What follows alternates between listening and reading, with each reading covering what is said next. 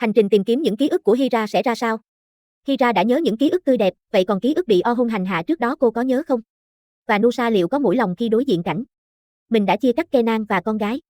Xem qua tập 171 cùng mình nhé. Sau khi nhớ ra khoảnh khắc đã cùng Oh-hun đi du lịch ở đây, Hira cố gắng để nhớ thêm diễn biến khác nhưng bất thành. Oh-hun đề nghị đi dạo cùng cô. Qua cảnh ở văn phòng của Kenan chất vấn Nusa về yêu cầu giao con gái của mình cho ông Rashid. Nusa đã đưa ra hình ảnh và văn bản tường trình để chứng minh. Lý do Kenan bị tước quyền là giây phút nóng giận của Kenan với con gái đã bị chụp lại, biết không thể chống lại mọi sự trớ trêu trước mắt. Kenan đã đưa con gái vào phòng để trấn an con gái. Anh nói con gái hãy cho mình thời gian. Vì có sự hiểu lầm tạm thời, anh sẽ tìm ra giải pháp. Để an ủi con gái anh đã cho cô bé một cuốn sổ. Để cô bé ghi lại những mong muốn của mình hàng ngày. Để mỗi ngày thăm con của mình, anh sẽ thực hiện cho con gái của mình. Hai cha con đã hứa với nhau sẽ luôn cười dù có chuyện gì đi nữa. Và chuyện gì đến cũng phải đến. Kenan phải chia tay con gái mình trong ngậm ngùi và nước mắt. Hai cha con quyến luyến chào tạm biệt nhau trước mặt Nusa và mọi người. Ông Rashid còn tỏ ra yêu thương chào đón để dắt cháu gái của mình quay về. Nhưng cô bé đã đẩy tay ông ra để quay lại chào tạm biệt bố mình lần nữa. Ông Rashid ghen tức trước cảnh đó. Và nói với Nusa rằng Kenan đang cố diễn. Sao Nusa không thể nhận ra được nhỉ? Và cảnh Kenan nhìn con gái mình buồn bã phải rời đi cùng ông Rashid. Khi đến nhà ông Rashid, Nusa nói với con gái của Kenan sẽ thật tốt hơn nếu con sống với ông ngoại của con. Sẽ không bao giờ có điều xấu xảy ra với con nữa. Con gái của Kenan đáp, cô thật sự là một phù thủy. Và cô bé hất tay Nusa ra. Ông Rashid tiếp tục châm dầu vào lửa để Nusa không thấy một lỗi sai nào. Ông cho rằng Kenan đã làm hư cháu gái của ông về cách cư xử. Và cho rằng ông may mắn khi giành lại được quyền nuôi. Nusa an ủi ông là quyền nuôi sẽ được tạm thời lâu dài hơn.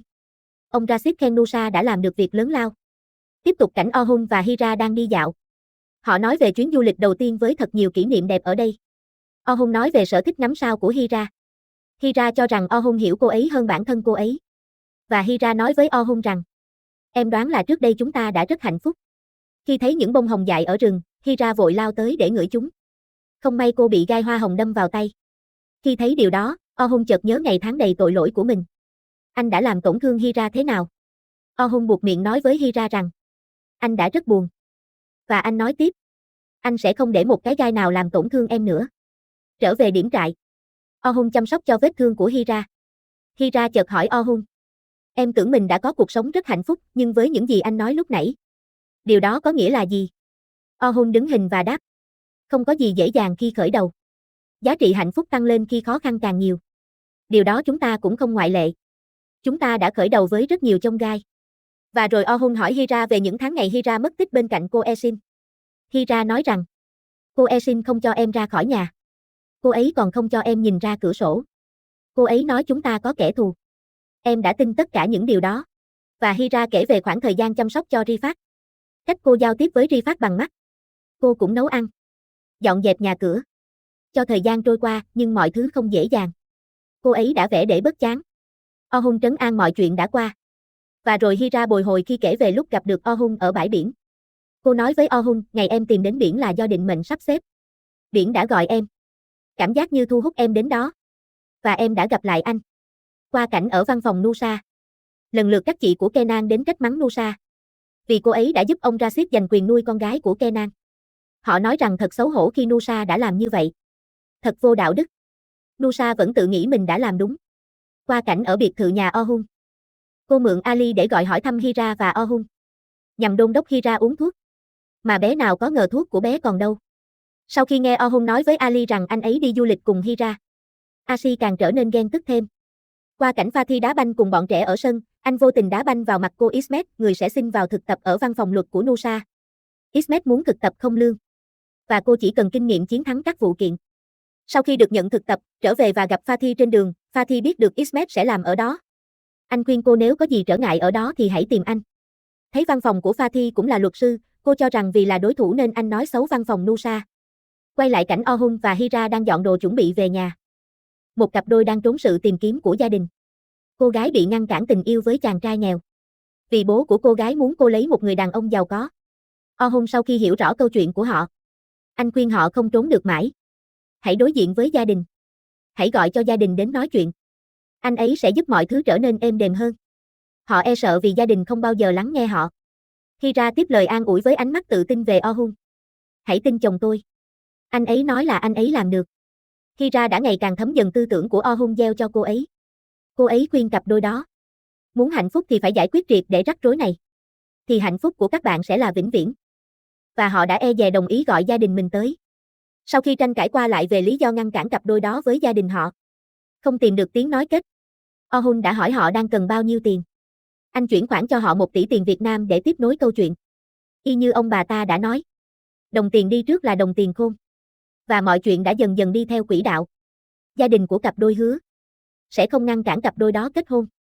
Trở lại văn phòng Nusa. Đi ngang văn phòng của người đã giúp ông Rashid cướp con gái mình. Kenan tức tối vào trách mắng Nusa. Bạn đã phạm một sai lầm rất lớn. Tôi tin rằng bạn sẽ hối hận vì những điều xảy ra. Khi hai người tranh cãi quyết liệt, bác Jacob xuất hiện. Nusa, con đã làm gì vậy? Nusa đáp. Bác nói người dân ở đây rất tốt. Nhưng cháu có thấy vậy đâu. Bác Jacob nói với Nusa. Cô gái à. Cháu đã giao trứng cho ác rồi. Nusa như chợt nhận ra mình sai thật sao. Qua cảnh chỗ Oh-hun và Hira. Cái kết đầy tốt đẹp. Cặp đôi hứa sẽ trả dần tiền cho Oh-hun. Oh-hun hứa sẽ giúp cho anh bạn đó một công việc tốt đẹp. Hira đầy tự hào và hạnh phúc về sự giúp đỡ của Oh-hun cho đôi bạn trẻ. Và Hira nhận ra đúng như những gì Oh-hun nói. Những gì Oh-hun làm cho cô ấy, và cô ấy hạnh phúc cảm ơn Oh-hun về khoảng thời gian tuyệt vời của mình. Họ lên xe trở về nhà. Nhưng vì kính xe dơ, nên Oh-hun xuống xử lý nó. Anh ấy tạt nước trước mặt Hira. Làm cô chợt nhớ quá khứ không tươi đẹp liên quan đến nước. Hira nhớ về những ngày tháng bị hành hạ trước nước cao áp, chìm trong bể bơi. Dường như chưa nhớ ra mặt người hành hạ cô ấy là Oh-hun. Kết thúc tập 171. Đừng quên theo dõi tập tiếp theo nha mọi người. Sang trailer 172. Hira nhức đầu dữ dội và bất chợt giật mình khi Oh-hun chạm vào tay để an ủi. Cô nói rằng cô nhớ lại. Có ai đó đang hành hạ mình bằng nước. Tiếp cảnh. Oh-hun nhắc lại với Hira, anh đã nói mọi bắt đầu của chúng mình đầy chông gai. Nhưng anh sẽ có câu trả lời cho tất cả những ký ức em nhớ. Bất cứ khi em nhớ điều gì hãy đến tìm anh để giải đáp. Chuyển cảnh. Bác Jacob cho Nusa biết rằng cô ấy đã sai hoàn toàn. Sang cảnh. Nusa đến tìm ông Rashid và muốn nói chuyện với con gái của Kenan. Nhưng cô đã bị ông Rashid trở mặt và la hét vào mặt. Ông nhất quyết không cho Nusa gặp con bé. Và ông ta đuổi Nusa đi. Đừng quên đăng ký kênh để đón xem tập tiếp theo. Để biết Hira có nhớ ra Oh-hun là người đã hành hạ mình không? Hira sẽ xa cách hay như thế nào đối với Oh-hun? Và Nusa của chúng ta sẽ làm gì tiếp theo khi nhận thấy mình quá sai?